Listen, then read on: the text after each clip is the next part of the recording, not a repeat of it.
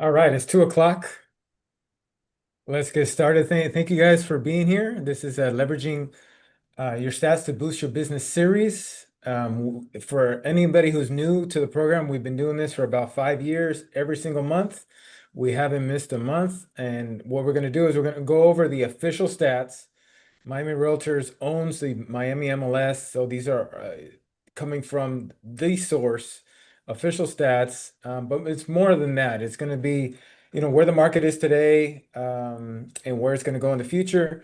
And the best part about this program is the different leaders, Miami leaders that come on. I learn something every single time, and you get like different perspectives because they're the ones with the boots on the ground. And we have an incredible leader, Simo Labriti. He's the Miami YPM president. Simo, how are you doing today?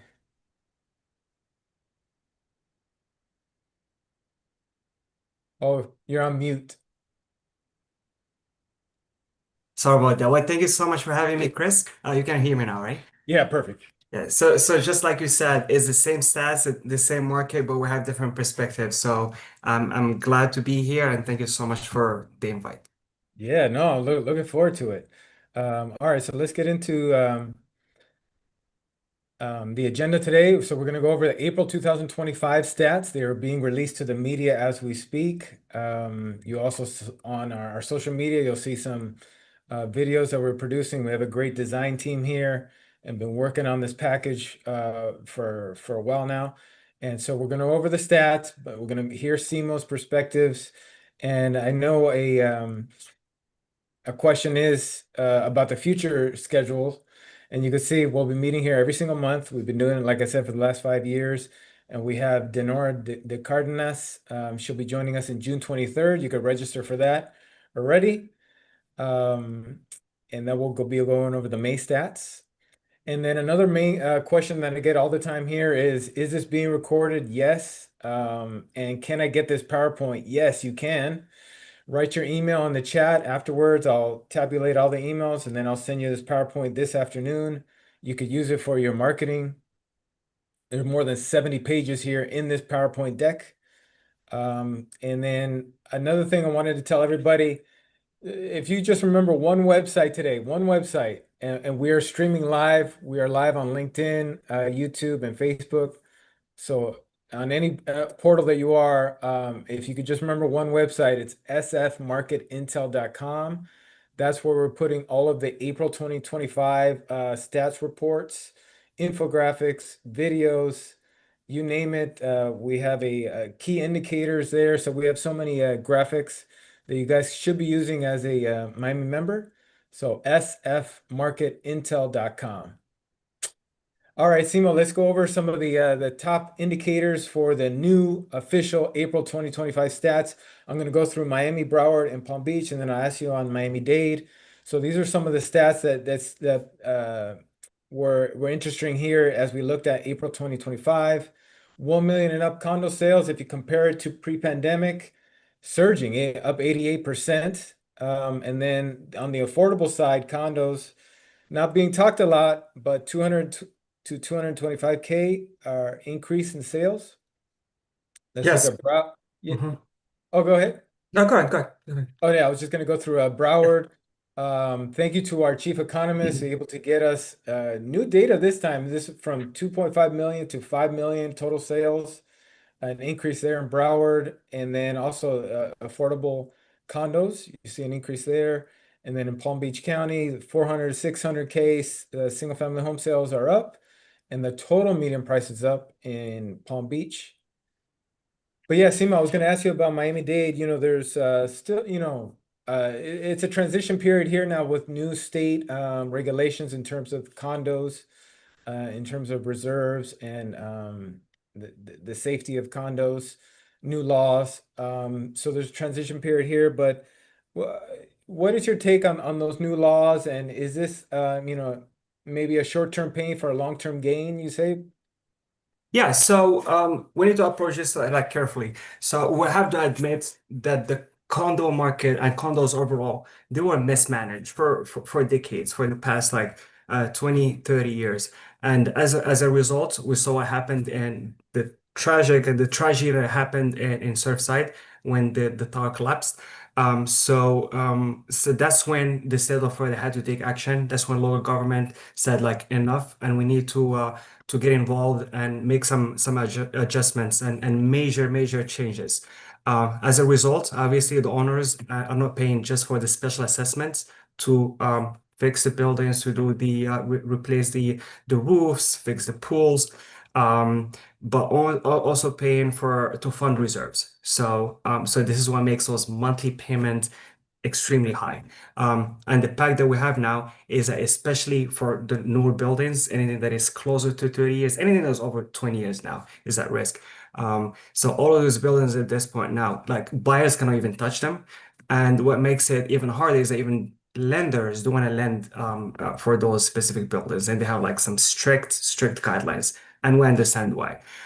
So we need to have an honest conversation with our buyers and to explain the process and explain what's going to happen next, because it's not like I mentioned in the beginning, it's not only about fixing the previous damage, but also planning and having enough reserves for the future, replacing the current roof, but also having enough putting money in your reserves to replace roofs in the future and do those like inspections and repairs.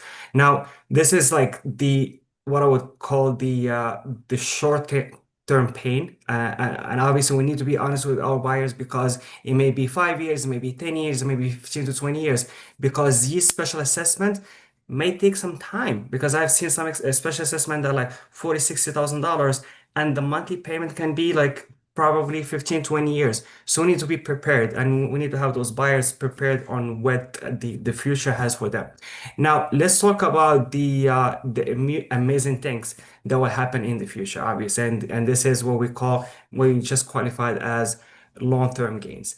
The buyers will have like increased confidence, obviously, whether the local buyers, international buyers, investors, they will buy these properties with more confidence, because they would know that the buildings are safe and they have enough reserve to do the repairs in the future. So this is going to increase the confidence and the index for the buyers. The well-managed buildings obviously will still stand out, and you're going to see appreciation. It's going to increase in value. And obviously, and this is the most important thing, which is having safe living conditions. And when we have these conversations with the lawmakers, whether here or in Tallahassee, we want to find that sweet spot, that combination between safe and affordable. And this is what we're working on. And these are the conversations that we've been having with the lawmakers, obviously, through RPAC. Now, let's go back to your question about the condos are above 1 million. And it was like surprising enough, like with all these changes, with the dynamic that we have in the market, with some kind of what we qualify as like a price adjustment, we've seen that 1 million plus just like thriving. And I was impressed to see those numbers. And look at this, plus 88% with everything that is happening. And this is obviously because of different reasons. Most of these buyers are buying those properties are less than 10 years for condos, and also buying single family homes. We're talking about condos now. Most of them are cash buyers, and this is great news for South Florida. You shared the stats a few days ago, and we were at 34% cash buyers, and Palm Beach is almost like 39%, right? Yeah. If further north you go, the higher the percentage of cash buyers. Yeah. Which is amazing. So this is one of the main reasons why we're seeing this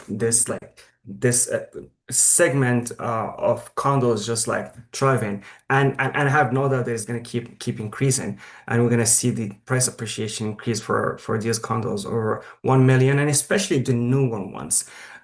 Because what happened over the past few years, Chris, is that as much as we see construction everywhere, but we didn't build enough condos. If you go back to the stats over the past 30 years, so between 2001 and 2010, we built about 60,000 condos. Between 2012 and 2020, it went down to 20,000 condos. You know what the numbers are now?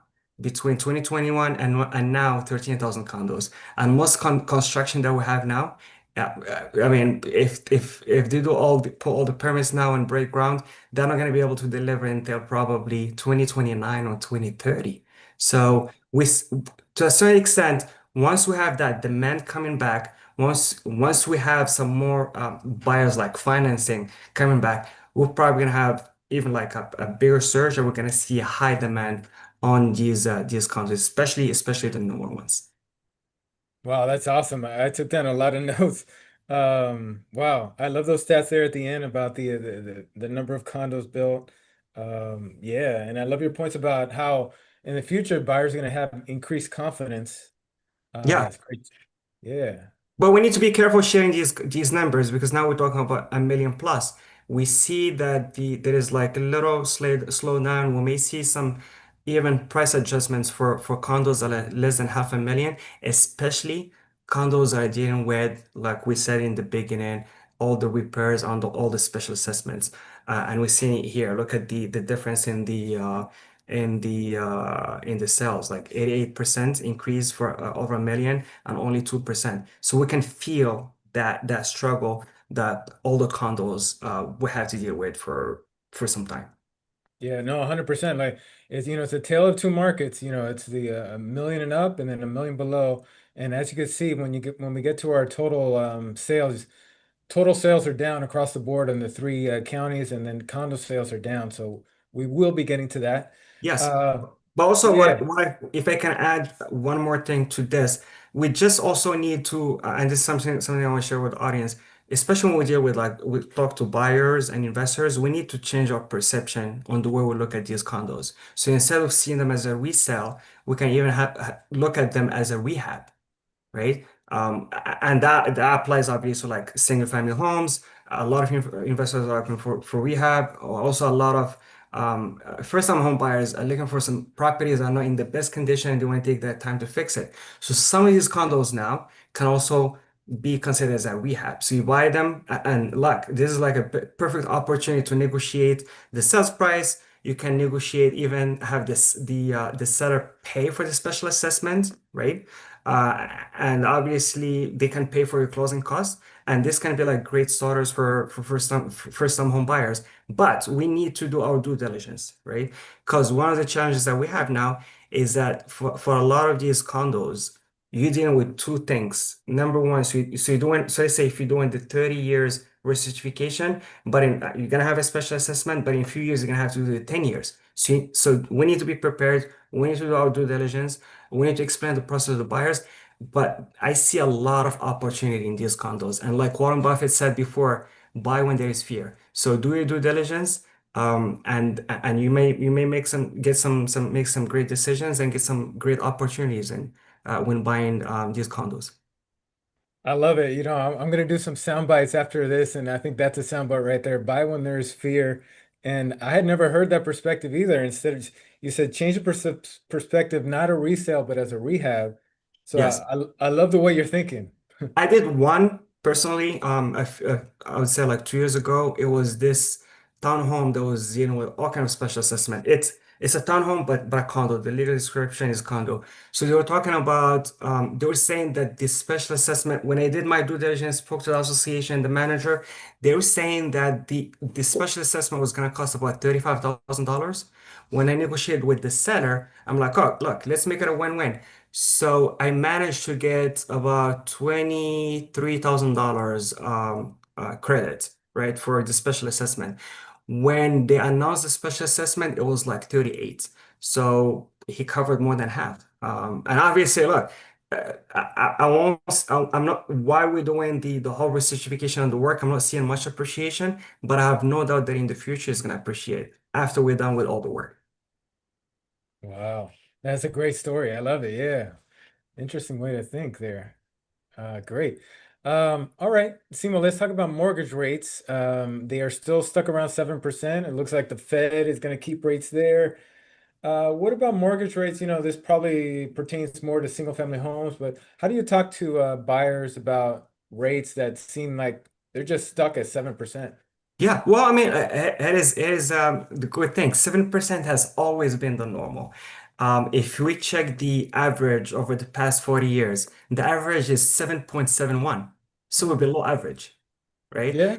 The exception is what we saw over the past few years, the 2.5. We'll never see those interest rates ever again. So if anybody tells you I want to wait until interest rate goes down to 3%, that means they will never buy.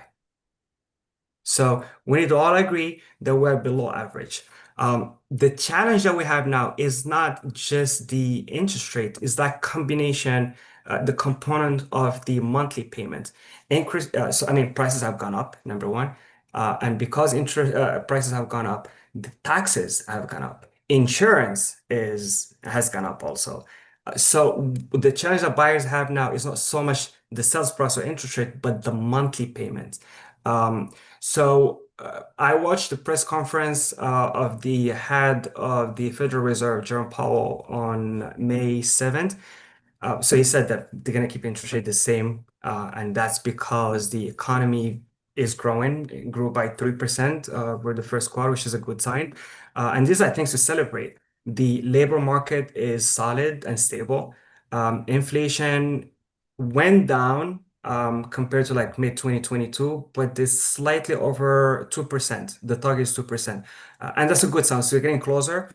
So it is possible that we may see cost and interest rates soon, but we never want to promise our buyers like the interest rate will go down because we've heard this a lot over the past 2 years or so.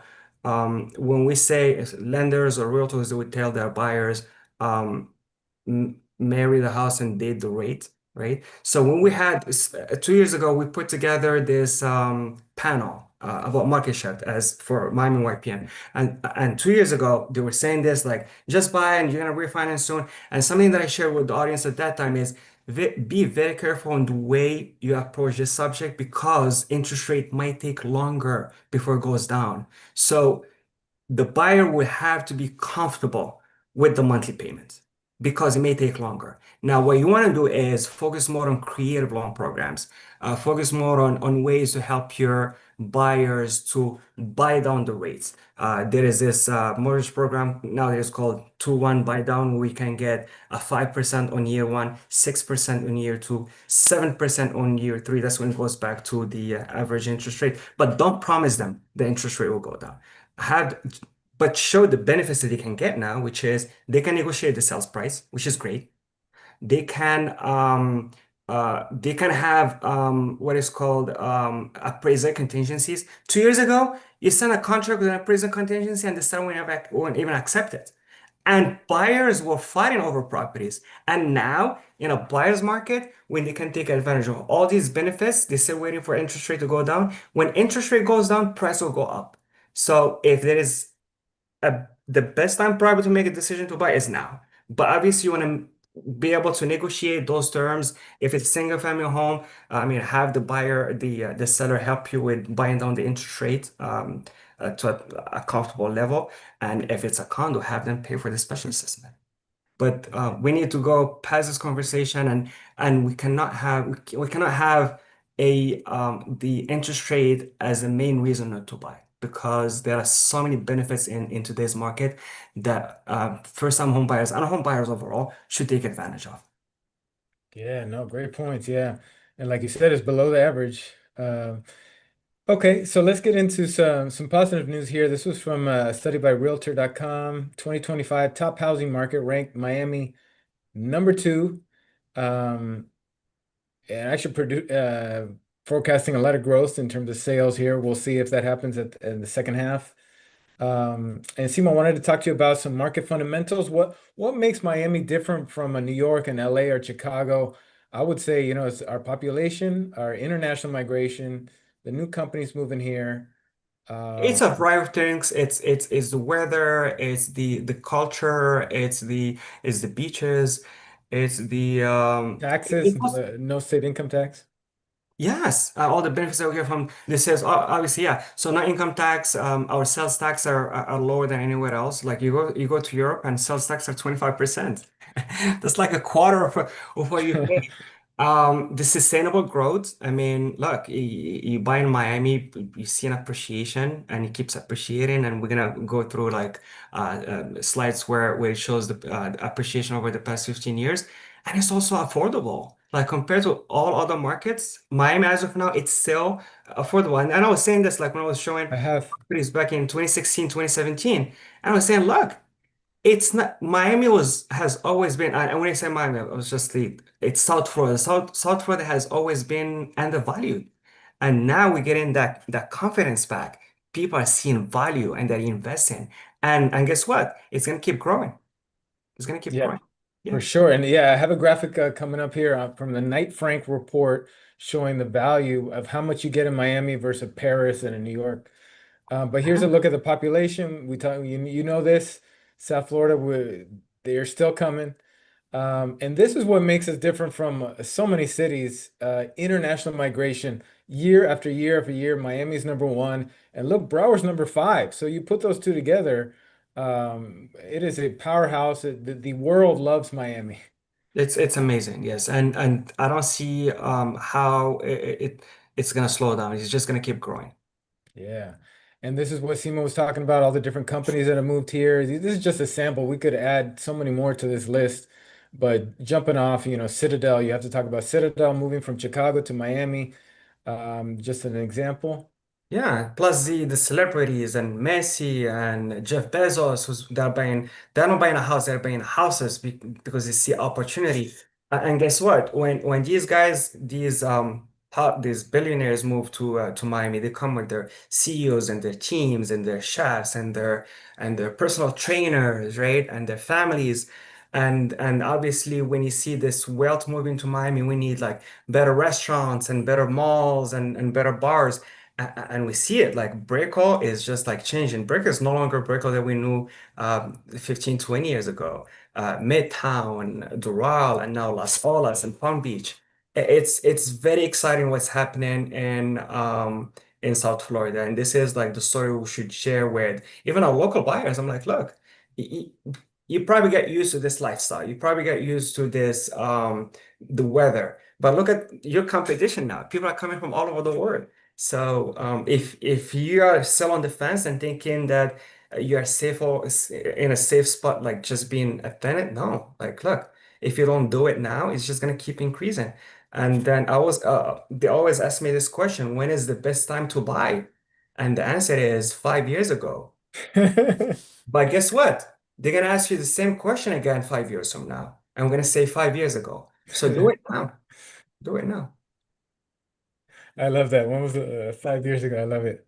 All right, so here's a look exactly what Simo's talking about, the wealth that's moving here. Look at the difference um, in income that is moving here. I want to thank our chief economist, Gay Croatone. If you're not following her, you should. She regularly posts blogs on our website. It's called Economic Insights on MiamiRealtors.com. Simo, I want to talk about what about domestically? We know about everything happening internationally, but the domestic is still coming here. And according to this map, this is on driver's license exchanges. New York, number one, California, number two, and number three, New Jersey. Are you seeing those buyers from those states coming here? 100%. And they're allowed that because before we used to have like more international buyers, but now we have more domestic buyers moving from Northeast. Those are the traditional buyers in South Florida. But now we're seeing more competition from California and Texas, which is great. Because if you just say, look, they come in for the weather, well, they have the weather in California, they have beautiful weather, and they still come into South Florida. So there is like more than just the weather. It's just the economy and the growth and they want to come and take advantage of everything that South Florida has to offer. Now, for everybody who's watching this, I will take this slide and share it with my marketing manager, right? And this is should be your focus when you do all those meta ads. So these destinations should be your target. Now, if you go on vacation to these cities, take a few hours, go to a few offices and build those relationships because you want to connect with those like local realtors. Because guess what? When somebody's selling his home in New York or in California or Pennsylvania or in Texas, they want to buy and they may say, "Hey, I'm moving to Miami." And you may get some business, you may get some referrals from those agents. What also you want to do is to go to those like conferences, research conferences. And I mean, Miami is present in a lot of those like research conferences. So go there and exchange like your information and get their business card, add them to your CRM and build that referral network. This is like a great way for you to get some business. Yeah, I love it. The program is called Leveraging, and you showed exactly how realtors can leverage this. Yes, yes. Now, Um, if you don't want to travel, that's fine. Pick up the phone and call. Call them. exactly. Like, I don't think, I mean, like, this is just like a, not a statement, but I don't think those realtors will be on a do not call list. So it's probably safe to call them. So call them and connect with them. Be like, hey, look, I know that you sell New York, I sell Miami. I don't have a referral partner you're in your area, so can we work together? But don't just call them once because if they agree, you need to stay in touch with them. Same way we touch our buyers and our sellers in our CRM, we should also add a tag called referral partners, and we should touch them every month. So let's say one call every quarter. It's like a few emails, probably like bi-weekly or monthly emails, and we must stay in touch with them. And that's like a great way to get business. That's interesting.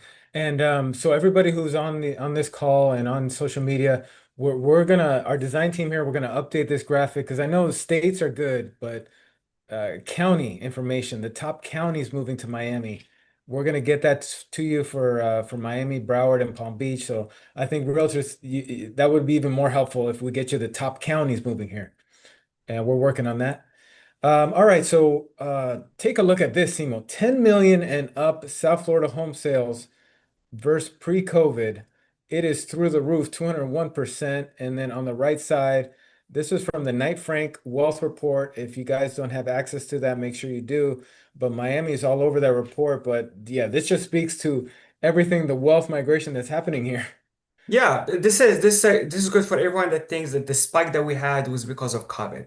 Migration was happening before COVID, during COVID, and after COVID, and it won't stop. So I see the ranking there. So you have Dubai number one, Palm Beach, Manila, and Miami. So we've been to Dubai many times. This is where we hosted our YPN Global Congress. I invite all our members to come with us because when we do these trade missions and we do these collaborations. Is for this is to learn from the best, and Dubai has shown to be a great leader in growth, whether in luxury, especially in luxury and investment. But I want to highlight an advantage that we have over Dubai. Dubai, as of now, is a great market for investment. It gives you probably better return on investment than Miami, right? Why? Because they have no income tax, no property tax. But that the advantage that we have in Miami is that our land is limited. We're sandwiched between the Everglades and the ocean. Dubai's land is unlimited, and they have more success with new construction, and they're gonna keep building, and they're making money out of the building, and the investors are also getting a great return on investment. But Miami will be more sustainable for the long run. And just like I mentioned, because we don't have much land to build. So I see these numbers change over the next few years to our favor. Wow, incredible analysis. I hadn't heard that before. And you're 100% right because we got the Everglades on one side and we got the ocean on the other side. Limited land. Yeah, because like at this point, what we've seen in South Florida is so everything below 500 sells for like for single family homes is selling for land value because there is no land, right? And then for condos, I mean, I've seen and I have like clients call me and be like, oh, we've been approached by this investor, buy the whole building, knock it down and build another tower because they see value. They see value. So yeah, I mean the future is bright for South Florida for sure.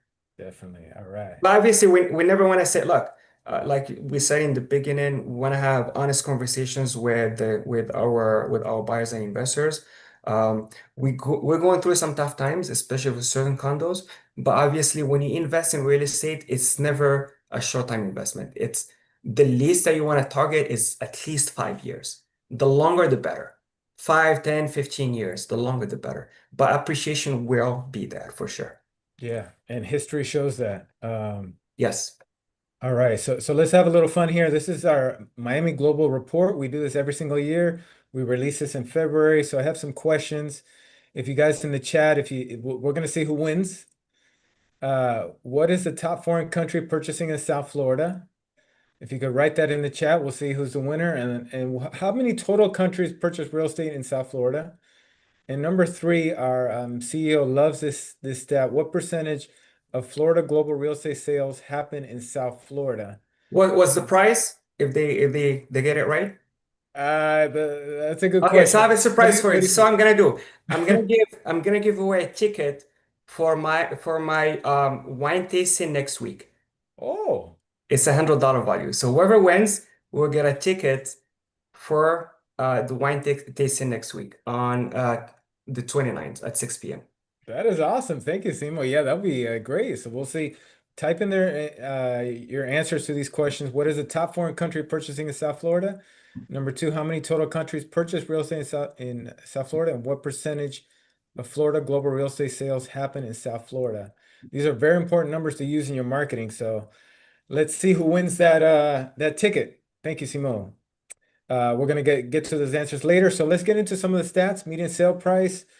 First of all, we have to mention Simo has been talking about this historically. Number one in the U.S. in annual home price appreciation, and our equity gains are 2x the national figure. But Simo, I wanted to get into April 2025. Again, single family home sales are up, condos are up. Yeah, Let's look. yeah.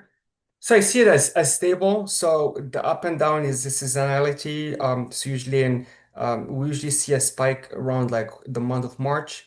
It would start slowing down around end of the summer, beginning of fall, and then it's slower in the winter, the holiday season. So that's but overall it kind of stable. Stable, yeah. And then so let's look at. Oh, actually, I And have these obviously graphics single family here. homes are doing much better than condos. Yeah. There's no doubt about that. Yes. No doubt, yeah. Here's a look in terms of condo price appreciation. And this is something that there should be more out in the public that there is a Miami-Dade County has a condo special assessment program. 1,200 loans have been issued, and you can see the money, and there's a website. But that's important to tell people in terms of all these, special assessments. Yeah, and this is something that I also want to share because we're talking about the Miami-Dade condo special assessment, and so most of these, in addition to everything that the adjustment that the state of Florida is doing now and the lawmakers are doing is because of a lot of work that our advocacy team has been doing. And for people who are watching us today, when you guys sit down with your buyers and sellers, I want you to share these stories with them. Our leaders and our advocacy team sits down with lawmakers and advocate for home ownership. And this is how we get in these programs now that help buyers or homeowners with these assessment or even with the grants and even with, like I mentioned in the beginning, with making our condos safe but also affordable. Yes. All right. So here's a look at Broward, median price sales, median sale prices, and then Yeah, here's a I'm look. curious to see it more broken down because this is something that we always need to pay attention to. When we break down these numbers, it has to be done based on obviously legal description, like we're doing here, single family on condo, townhomes. But even for condos and townhomes, um, there's a difference between townhomes that are fee simple that can sell with like an FHA loan that have like a looser and easier like guidelines versus the condos, but also the price ranges. Because I have seen cities and municipalities where in some cases it's a buyer's market for condos and it's a seller's market for single family homes, but also the price ranges. Yeah. Just taking a look at the chat here. Question from Zoila Perez Chenket. How can you get a chart like this for a specific area? First thing is sun stats. And hold on, we're going to show you how that Yes, is we'll a talk free about that Miami after this. service. We're going to show you how you could do that. Yes, and how to use it with your buyers and sellers also. Yes. Yes. All right. So let's move on to historical median sale prices. And you can Fascinating. see, This is fascinating. Like, um, when you talk with your investors, when you talk to your buyers, you should always share this with them. Look at the appreciation. Isn't this beautiful?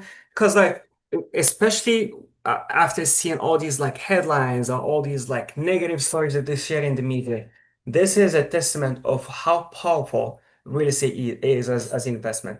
So I have a question for you. So how many? Because like we always fail to compare real estate to other asset classes and other options for investment. How many times do you think the stock market have crashed over the past 10 years? ah, multiple times. Multiple, Like, and I yes. have the list here. So in 2008, 2009, it went down by 57%. In 2010, it went down by 1,000 points. In 2011, it went down by 19%. 2015, 2016, minus 12%. In 2018, it crashed. The stock market crashed by 20%. In 2020, S&P 500 crashed by 34%. In 2022, crashed by 25%. And there was like a crash a few weeks ago also. Now here's the thing. If anybody tells you, look, the market is going to crash, right? Or we're gonna see another 2008, show them this, share this, how many times the stock market have crashed, and share this stat with them, this graphic. This is beautiful. This is obviously we're not seeing appreciation by like 15, 20%, but what we're seeing is a stable, sustainable appreciation over the long term. Yeah, no, thank you, Simo. Yeah, that was beautiful. 100%. I love that comparing it to the stock market. And then, it's not just Miami-Dade, it's Broward too. Taken back to 2008, and then here's a look at Palm Beach. Yeah, yeah. Yeah, we may see, like if you go back, we may see a slight adjustment for condos, which is fine. Like again, this is the way sees an opportunity for buyers because again, we don't have much options for to buy below 500,000, $500,000. So these condos can be a good opportunity if done right. So this is a great opportunity for buyers now to jump on those like properties and negotiate some good deals. Yeah, and like you were saying earlier, do your due diligence, do Do your your due homework. diligence and see as a rehab. It's gonna come with a cost, obviously. But yeah. And that applies to single family homes too. When I get investors, like especially like new investors that go like, "Oh, I want to buy a single family home and flip it." I'm like, have you done it before? It's risky. So you need to do your due diligence first. And you need to be prepared and probably do some of the work yourself or I don't know, but you need to be prepared because it can be risky. But obviously when there is risk, there is opportunity. Yes, that's great. And then so we're talking about supply and demand. Yes, you're going to see condo listings are increasing, single family also increasing. We're going to get to those stats, but still not at least at the average. Yeah, yeah. Even Um, at 20,000, I think we should still be good. With obviously one condition, seeing interest rate going down. If interest rate goes down, if we go through a phase where some of these condos go through the all the recertification and they're in better shape and they have reserve, I think all this inventory will be gone. We may need more than this. Especially with the pace now that like we don't have as much construction as we need. So I think we're in good shape when it comes to like inventory. With one condition, obviously, to see some adjustments that will have like a positive impact on the monthly payment. Because what's gonna help absorbing this inventory is first-time home buyers and buyers that will use loans to purchase properties. Definitely. Just taking a look at the chat. Thank you for all the guesses so far on the top foreign country purchasing in Miami. Keep put your guess there. Remember, you could win Simo's ticket to Simo's wine class, and I went to one. We had a leadership conference, and he does a great job. So it's definitely awesome. And also put in the number of countries that buy. Your guess on how many countries buy in Miami, and we'll see who wins that. Okay. All right. So, Simo, this is what I wanted to get to in terms of comparing Miami to a Paris, a London, how much more bang for your buck that you get. It's exactly what you were talking about earlier. This is amazing because again like for the past few years I think Miami was undervalued and there is opportunity there. Miami went from I mean South Florida overall went from like back in the 50s, 60s, 70s from a place where people go to retire to now where people go to look for opportunities and because like there was something that I heard probably 10 years ago when you go to New York to become someone and then you come to Miami to become someone else. That means you just come to have fun and enjoy life and but now you come to Miami to become someone. You come to Miami to have a good job and we saw the how wages are going up in South Florida. So you come to Miami to thrive and to do business and to grow wealth and to invest. And this is what the stats are showing now. People are coming here to call it home, which is amazing. And we're seeing a huge increase in people in the population under the age of 40 that are moving to Miami, which is impressive. And it reflects on the quality of like restaurants and bars and all the facilities that we see being built and open in South Florida. Yes, definitely.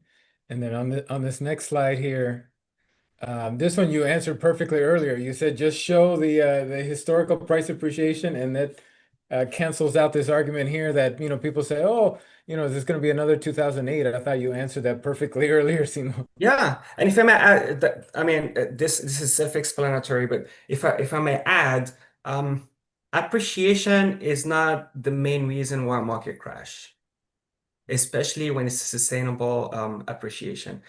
Because this is what media is saying now. Oh, prices are going high so fast that to the point where it's going to crash. Not true. Markets never crash because of appreciation. Markets crash because of excessive borrowing, like it was mentioned here, and loose guidelines. And this is the problem that we had back in '08. And like I mentioned in the beginning, we had so much construction going on.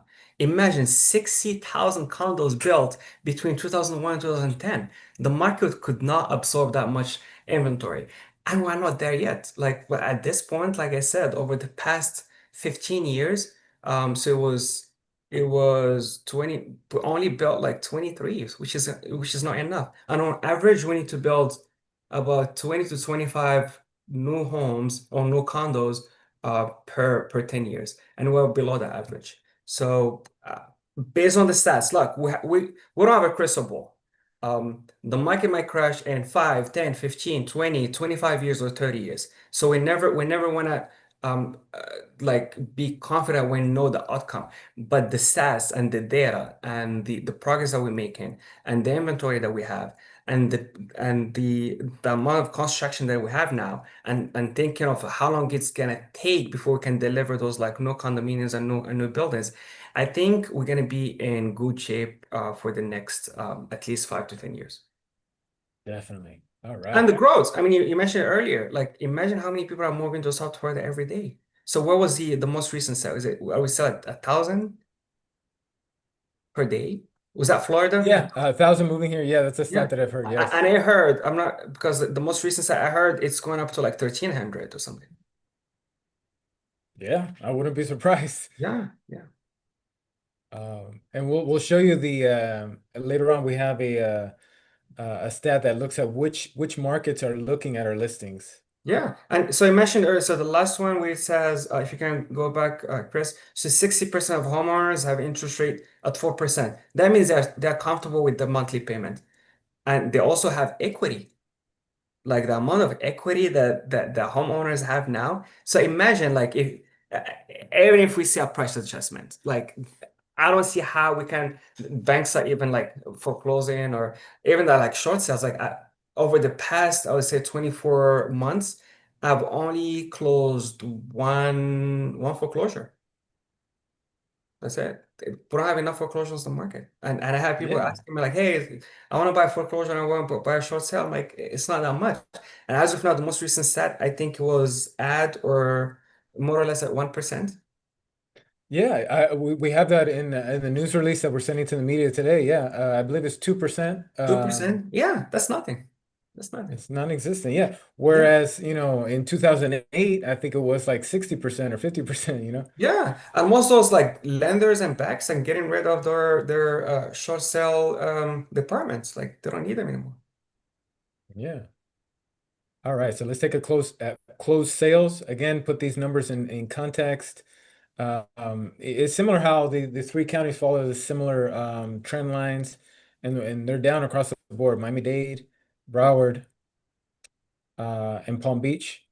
Yes. So this is closed sales. Closed sales, yes. Okay, yeah.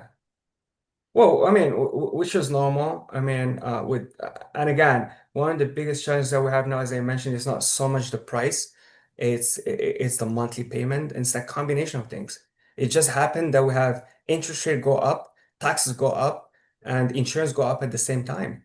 So, and yes, it, it is fine to see adjustments happening, and these are like markets go through cycles, and I mean, this is the time where we need to make some adjustments in the way we negotiate, the way we talk to buyers, the way we talk to sellers.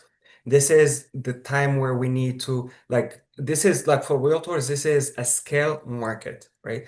And the realtors that will thrive over the next few months and few years are the one who are gonna work on creative loan programs, like I mentioned in the beginning, but mainly the one that will be spend some time and understand and study market pricing strategies because we have properties that are selling that take six within the same market, same price range and same legal description. We see properties sell on the market for 12 months and properties sell within a week with multiple offers.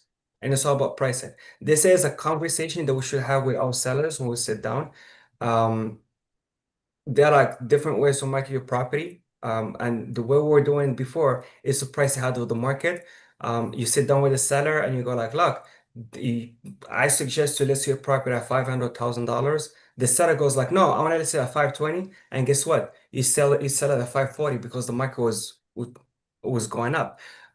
At this point, the market is adjusting, and the way we price it ahead of the market is by pricing it aggressively. Uh, the market would never let a seller lose money if obviously if you have that strong and aggressive marketing strategy, but it's gonna trigger a bidding war. I had two listings that I had one of them in two different markets over the past 30 days. One was in Sunny Isles, the other one was in West Park. We had them both priced right, and we had multiple offers for both of them. Hmm.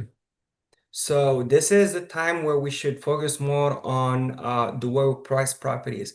Overpricing properties is your enemy in today's market, and this on the market is the seller's enemy when you put a house on the market. So this is the honest conversation that we should have with our sellers. Properties are selling now for the right price. Pricing is key. Yes, very smart. Yes, 100%. Yeah.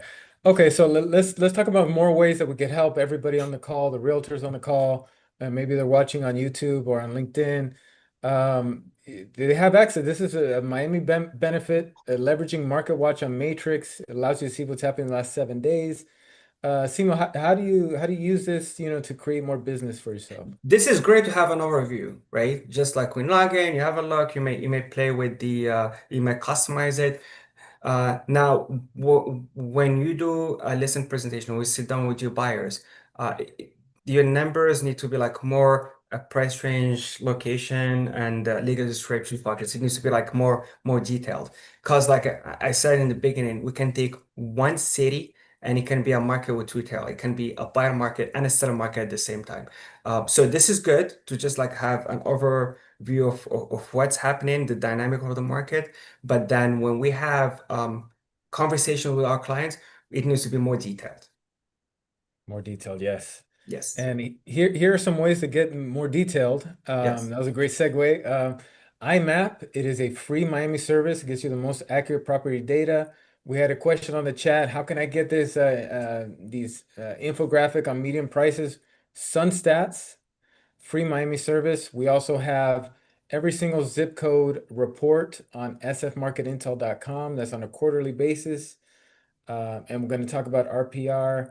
But I first, let's like talk. IMAP. I use it like almost every day, like multiple times a day. This is like the quickest way to get like the compatibles. You can look in some cases you talk to on the phone, you get calls from like a seller want to sell. This is like a great way to confirm that you're talking to a seller, right? You also want to see how many decision makers are involved in that sale, so you see if he owns it with somebody else. You also want to understand if it's like in the trust or so all these details you can get them from IMAP. You can also have access to the history of the property for how long they own it. So you may have like an idea of like if they have equity or not. the type of financing that they have. It may give you like an estimated mortgage amount, but it's not accurate because like you don't know if they actually expedite the payments or they made some payments over the toward the principal. And this is like the fastest way to get compatible. So yes, I use it every day. Awesome. Simo, what would you say are the top three products, Miami products that you use? And would IMAP be in there? Absolutely, this it's probably number two after MLS for sure. What would you put at number three? I mean RPR Oh, RPR, okay. for sure. Yes, yes, RPR, okay, and excellent. yeah. And here's RPR right here. This is yeah, Uh, so this is if you want to dive into like more details. But now we need to be careful with what we use it. Because look, when we're talking to sellers and buyers, right? They're like different personalities. We have the drivers who make decisions very quick. We have the amiable, we have the analytical that needs a lot of information, a lot of data. One of the mistakes that I've seen agents make is that they will have one presentation for everyone, right? Understand your sellers, right, before you meet with them. And the way you understand them is when you pre-qualify them, ask them questions, be like, describe your home. The way they describe their home, you're gonna see if they're like more analytical or like just more expressive, or they're the more drivers. They're like drivers, they're gonna make it short and sweet and straight to the point. If they're analytical, that's when you can show up with all the graphics and the 60-page report that you can generate from RPR. If not, keep it simple. So it's a lot of data, but be careful on the way you use it. Don't get them overwhelmed because this is the one thing they don't want to see happening. You go, you meet with a seller, right? You show up with a bunch of information, like 60, 70 page, and they go like, look, Chris, I love everything that you say, but we need a few days to go over this. We'll get back to you next week. Right? When you go to a listing appointment, you want to get that listing agreement signed right away, obviously, because you want to start working on the property, you want to take photos and put on the market. If you overwhelm them with the information, they may need more time to think about it. So use it, but be mindful of the way you use the data. I love it. I'm learning things today. I mean, that is so smart. So you basically you read the buyer, you analyze them, and then you have to know your audience. And then once you know your audience, you prepare a specific presentation for them. Yes, I will never go on a listing appointment if I don't pre-qualify my seller. And the way I pre-qualify the seller is asking them a few questions. And obviously, some of the questions is about what they expect, the expectations and the timeline and the motivation. These are the most important things. But you also want to understand who they are, because we may have one listing presentation, but we have to wait like four different ways. And then I'm sure all of if you know about the disc or the personality types. So you want to adjust that presentation to the type of seller that you're dealing with. Yeah, that's incredible. I love it. That's awesome. I think that's going to help a lot of people here. Yes, And then also Sunset. Someone asked about, getting these closed sale graphics. You could literally do these in 30 seconds, in a minute. Any zip code in Florida, any county in Florida. I More love Miami this. members should be using it because it's Yeah. free. It's free to Yes. them. Yes, same thing. So when you go and listen appointments, take a copy of this because when you sit down with a seller, you want to go over the comps, right? But you also want to go over the competition. When it's a hot market, you price based on the past sales, right? The comparables. When it's a slow market, you price based on your competition. And the active inventory shows you, like, for example, here, well, in this case, it's showing minus 19%. But in a lot of markets now, in sub-markets, it's shown as inventory is increasing. So this is gonna guide and help in that conversation to have you with your seller and guide them on the way you price your home. Because like this is like one of the most important things to attract buyers. Obviously, a strong marketing plan, but also a strong and aggressive marketing strategy. Same thing when we talk to our buyers. When we sit down with buyers, share this. Because in some cases, look, if you listen to the media, they're gonna say, look, properties in South Florida take 2 years to sell. It is true for high-rise, oceanfront condo in Sunny Isles. Yes. At the days on the market are the month supply of inventory is 24 months. But now going to some cities in let's say West Broward or like single family homes, it's a seller's market. It can be like 4 or 5 months.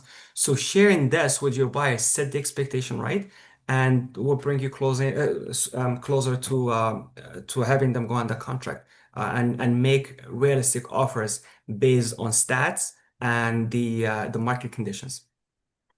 Definitely. Know your stats. I love it. Know your stats, yes. Yeah, let's get into more stats here. Dollar volume.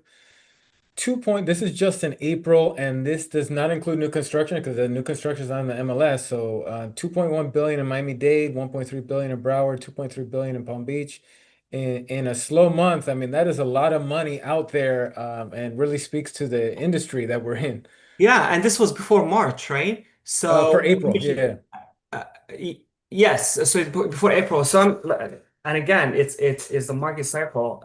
We usually see an increase in March, April, and May. So I'm curious to see the stats for the second quarter of 2025. And I have don't know that it have increased because like I've had a few listings sit on the market for Q1, and almost all of them are in the contract after March, beginning April and May. Oh, is that So right? it would Okay. change. I'm sure it would look different starting April. Okay. Yeah, we'll look forward to that. All right, months of supply. This is another important metric for realtors and the real estate industry. What we would like is 6 to 9 months. That's a balanced market. So less than six, seller's market. More than nine is a buyer's market. But like Simo has been saying, it depends on your neighborhood, on your block. It changes, and here is a way to calculate it. Yeah. Again, if you could write your email in the chat, I will send you this PowerPoint so you could take your time looking at And the that. way this can help you, and this is something I want to share with the audience, the way this can help you is when you do what it's called a offer consultation. So let's say you went on Saturday and Sunday, you saw six, seven properties, they like one, and they were like, want to make an offer. What you can do is to do a Zoom meeting or in person, and it's called it'll be like an offer consultation. And you prepare them to make that offer because obviously when you submit the offer to the seller, you want it to be accepted, right? So the more they understand the market, the dynamic, and the days on the market, it's gonna help them to be more aggressive at making the offer and reasonable, obviously. Yes. All right, yeah. So here's a look at the stats, official stats. We're at 10.2 months overall. Single family in a balanced market. Condos, of course, in a buyer's market. We've been seeing that the last many months. Inventory is rising on the condo side. Here's Nobody another. wants to share this, right? All the media and the mass media, they don't want to share this. Yeah, no, they.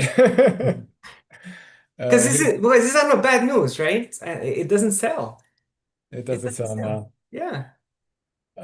No, here's Broward, and then here's Palm Beach.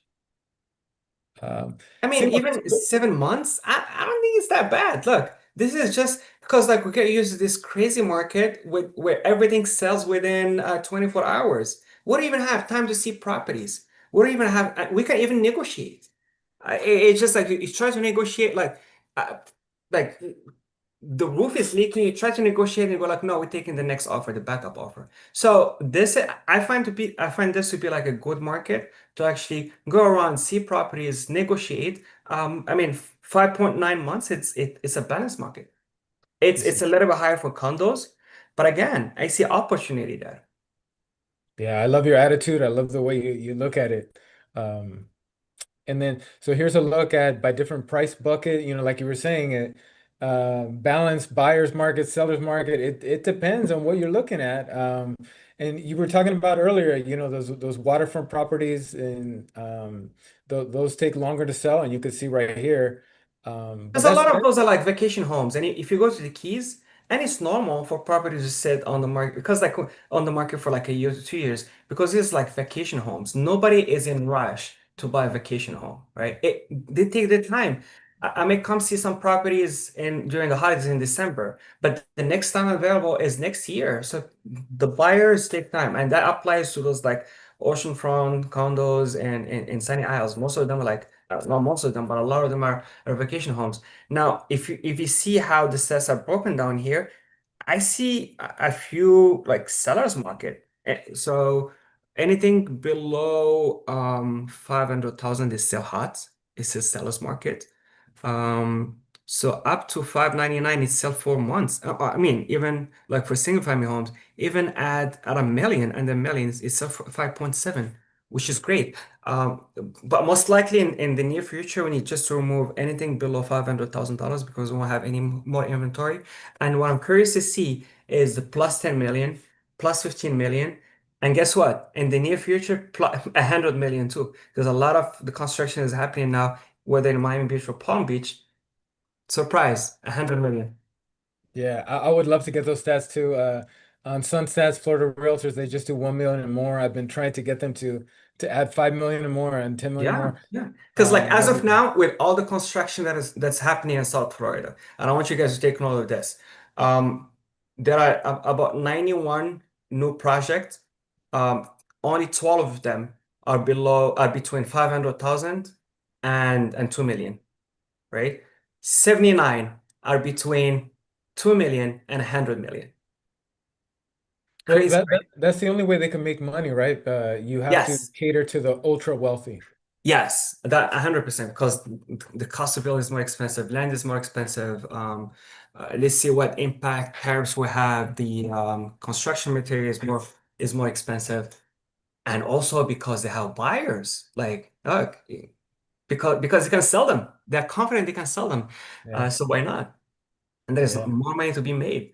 But because it's interesting because like as of now, the highest condos that we have seen selling is in 60 something million, which is the penthouse in Faena, right? Did we have anything higher than that for condos? Um, I I I think believe that was the highest. so. We have had houses Every selling day there's for something new. for sure. Maybe it's something in the work, but I have no doubt that in the near future we're gonna see condos selling for. We're gonna see stats for 100 million plus. Yeah, for sure. That's where we're heading. And then this was something you touched about earlier. The markets where there's just 4.5 months supply Cutler Bay. I mean, take a look at how low those are. Simo, looking at any of these cities that you'd like to talk about Yeah, or it shows need for more how can I say how would I call it affordable housing? Not so much affordable housing, but uh, even like at 120% of the median income or 130%. This is a conversation we had with lawmakers is because there is high, and we see it in the stats. There's high demand for houses that are around the median price, which is 640 and below, and these are Kendall, Hialeah, and Homestead. So, as much as we want growth in South Florida, we also need sustainable growth. Because the main focus now, and it's like, I don't know, when I first saw these numbers, it's scary. Like, only about 10% of the new construction is between 500,000 to 2 mil. Everything else, which is probably like close to 70%, is over 2 million. So, this is obviously some of the conversations that we need to have with the lawmakers soon. Again, when we go to Tallahassee, and if you, for everybody who's watching us, you're welcome to be part of our trips to Tallahassee and or be part of the RPAC initiative. If you're not a major investor, this is like a great opportunity to sit down with lawmakers and voice your opinion. And there's also like a great conversation to have with your sellers and buyers. We'll come back from Tallahassee and you sit down with a seller buyer and you show them everything that we do as a community to advocate for home ownership. But obviously, there is need for some more affordable housing in South Florida, for sure. 100%. A couple years, a law was passed, the Live Local Act, Yes, that we're yes, hoping is going to bring more affordable housing to the area. yes. So yes, so here's the hottest markets in Miami-Dade County. Again, you can find us on sfmarketintel.com. We're posting this. You can download it, put it in your marketing. Here's the hottest cities in Broward. Sunrise is number one, single family. Weston Oh my is God, look at this. So you see Broward, it's like even lower. Yeah, look, because for us, 3 months is a lot, but this is like when you see the set, this is like a hot seller's market, right? So for 3 months to sure. sell. This is like West, and I mentioned it because I've had listings in Sunrise and West Park, multiple offers. But again, you need to be, and again, like we had properties next door that was sitting on the market for months. You need to be very strategic on the way you price it. But look, it's selling. It's a hot seller's market because it would take the property up to, so at 5 months it's balanced. So it's like, this is not even balanced. Yeah. Yes, and even for condos, like 6, 7 months. I mean, I consider 6 and 7 as still balanced. Loaded by the sea, 8 months. I mean, for oceanfront, this is still it's so good. It's so Yeah, good. The there's properties a are lot still of selling. yeah, a And lot of again, deals. like keep in mind that this is like, and I spoke about this earlier on when I mentioned about the breakdown for the monthly payment. So it's a hot market, it's a hot sellers market in these cities, considering that interest rate is 7%, um, property tax is high, and insurance is high. So and it's still the market is still hot. So if we see like a small drop in interest rate, I think we're gonna go back to like a hot market or a Yeah. hotter market.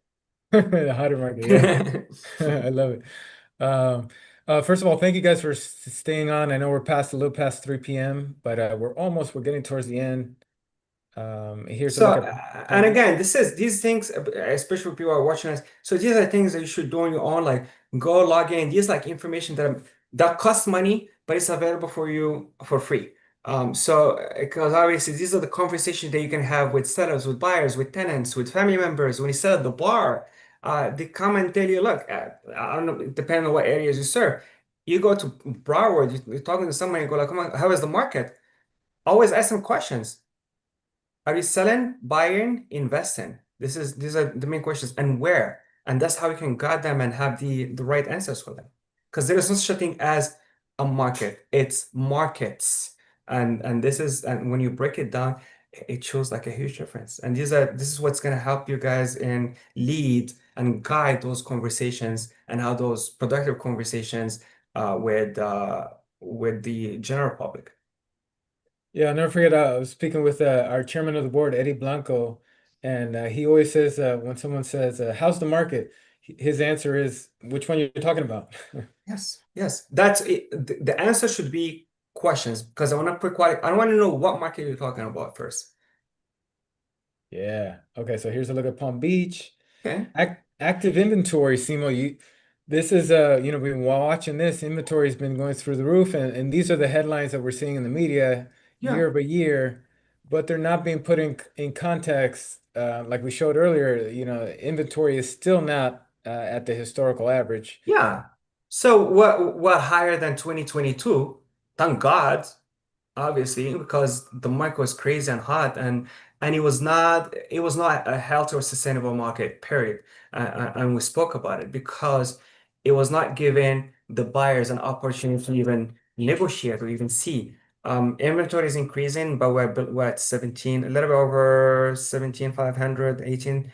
But even at 20,000, we will still be good, especially if we see an adjustment for interest rate, I think we should be fine. Yeah, it is increasing, and well, like we know why. But yes, but this is I see opportunity for buyers Yes, there's more because options. like again, we call it buyer's market. What happens in buyer's market? Buyers buy. That's what they should do, right? But then Mhm. this is giving you an opportunity to negotiate. I'm not sure why people are not taking advantage of this. And this is the conversation that we should have with our buyers. Look, and it's like cycles. We went through this before, right? And just like I said in the beginning, when is the best time to buy? Like in 5 years from now, they're gonna say the best time to buy was 2025. I have no doubt about it. 5 years ago, yes. And 5 years from now, they're gonna say the same thing. In 2030, I'm gonna ask you, probably gonna do another presentation like this. So I'm gonna ask you, when is the best time to buy? We're gonna say 2025. So take advantage. Take advantage, yes. So here's a recap what we've been talking about. Condo listings are still down 17.5% versus pre-pandemic. All right, so let's get into the global study. Who's going to win a trip to Simo's famous wine tasting? What is the top foreign country purchasing in South Florida? Can I answer? I'm just kidding. Go for No, it. I don't want to win. We need a winner. I'm gonna be teaching the class. Yeah, so it's Argentina. It's the Messi effect, what you were talking about earlier. Yes, yes. And look, even Messi's investing in South Florida, which is, and guess what? This is one thing that I want to share with everyone now. If you see this spike of 10 million plus buying, it means something. These guys are successful for a reason, right? So they have advisors, they have wealth managers, they do studies, right? So they know something that we don't know. Yes. I don't really believe at that. And now, next time you sit down with a buyer, just share this. Just be like, look, there is a spike in these like millionaires moving here because you see a value. They want to be here. Yes, They want everybody. to be there. And they look, their studies and their advisors and their wealth managers is telling them, look, there will be appreciation in South Florida. So do it. Do it now before it's too late. So the winner of um I'm looking at the guesses here in the chat. The first one to say Argentina is Adriana Christensen.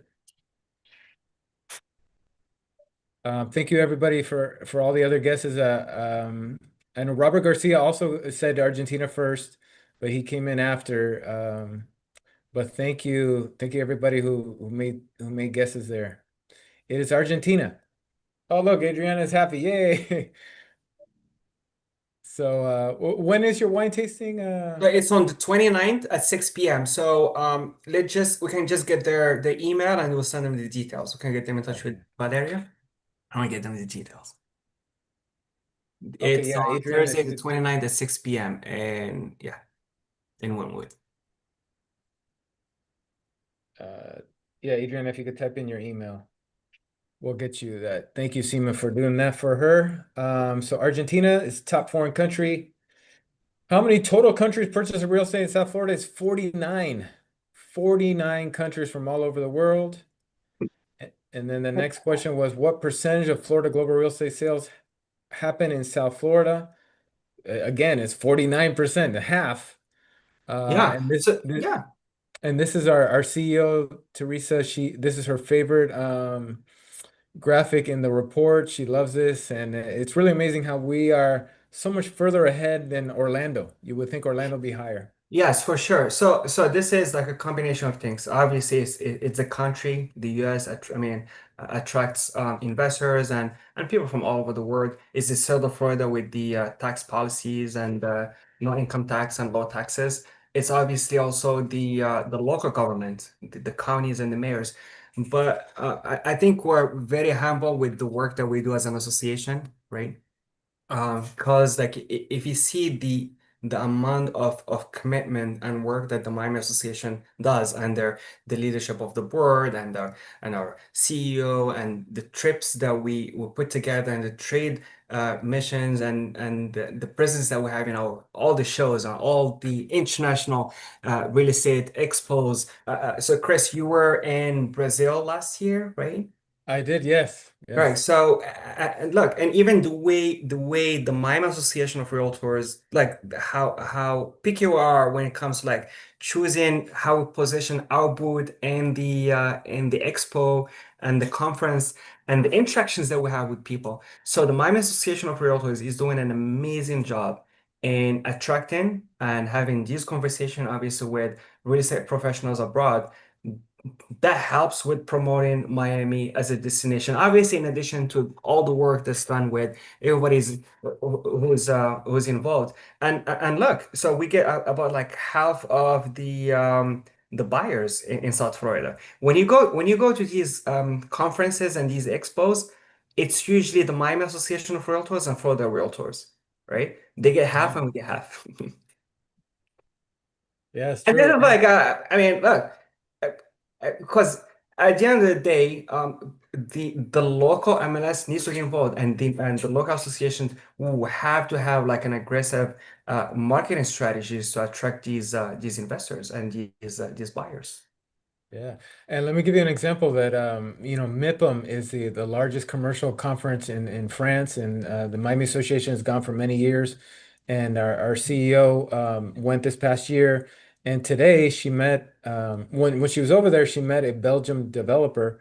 And today that same Belgian developer came to Miami to meet with Teresa, and he's going to develop in Wynwood, and so it's a lot. Amazing. It's about creating a business and marketing South Florida. Yeah, and there are a lot of stories like this. Imagine when we have these when we have this presence in these conferences, how many people we touch, and just even the approach that we have and the way we welcome people to the booth. When they pass by, we're like, "Welcome to Miami." So it gets them excited and they want to learn about Miami, and that's how obviously they may think about finding like a referral partner. This is how they can reach out to some of our members and do business. And obviously, that's the goal. And it's amazing what the Miami Association has been doing. And the presence of Miami in these conferences is just it's just like amazing. So we'll go to Toronto, we'll go to MIPIM, we've been to Dubai multiple times.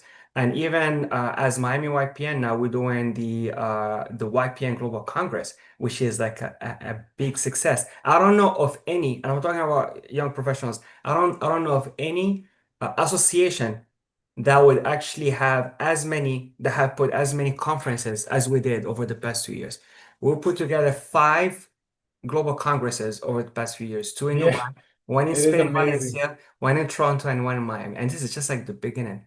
And this is and the goal obviously is to create a platform for our members to connect with referral partners, learn and grow and explore these markets. So this is I want to invite everyone who's here. Follow us on social media, Miami YPN and YPN Global, and come with us on the next trip. This is going to be a great opportunity for you to expand that referral network because all the people that will connect with, they're like your connections, they're your contacts, and we're doing this for you.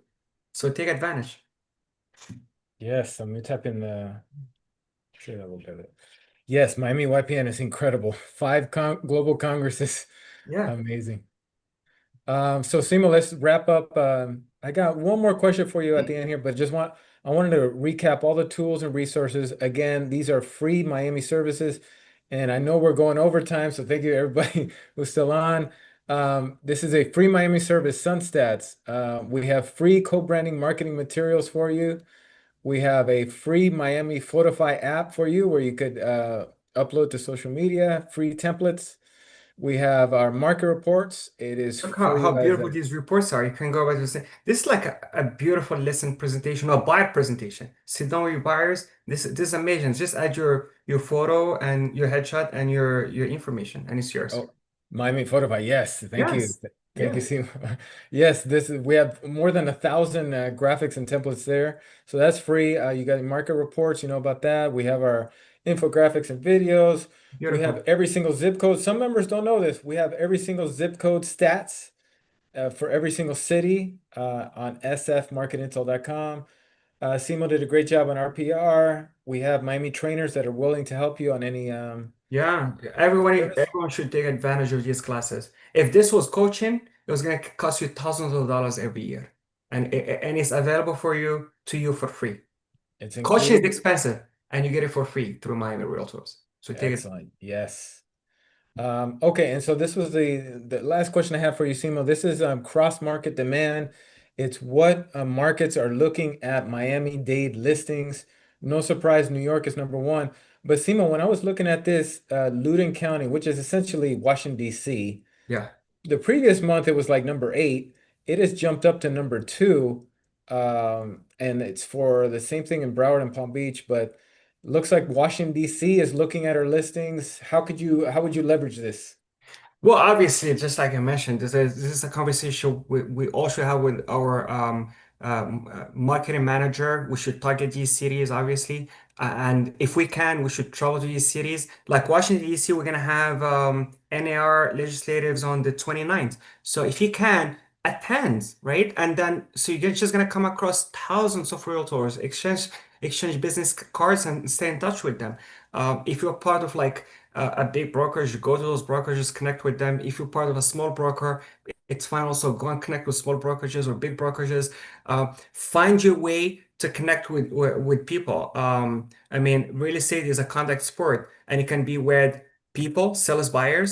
It can be at a bar or in a real estate conference. So we should be in touch with these people. And also, look, if you cannot travel, just pick up the phone and call. Be like, hey, my name is this and this. I'm active in this market.